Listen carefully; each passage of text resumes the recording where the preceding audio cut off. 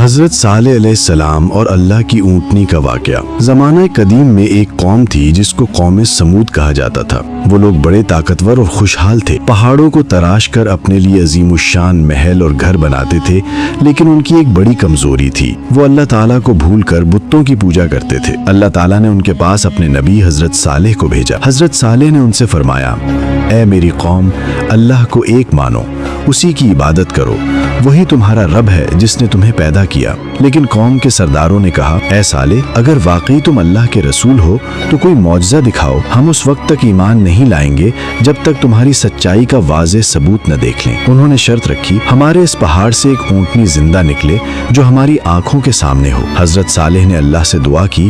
اچانک سب نے دیکھا کہ سخت پتھریلے پہاڑ میں شگاف پڑا اور وہاں سے ایک عظیم خوبصورت اونٹنی نکل آئی۔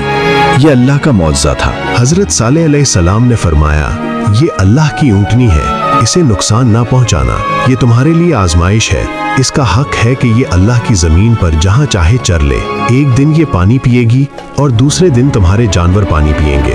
شروع میں لوگ حیران تھے، کچھ ایمان لے آئے، لیکن زیادہ تر لوگ ضد پر اڑے رہے۔ سرداروں نے کہا، یہ کیسی آزمائش ہے، ہم اپنے کنووں پر اونٹنی کا قبضہ برداشت نہیں کر سکتے۔ براہ کرم سبسکرائب کر لو۔ وقت گزرتا گیا اور آخرکار کافروں نے ایک بڑی سازش کی، انہوں نے اونٹنی کو قتل کر ڈالا۔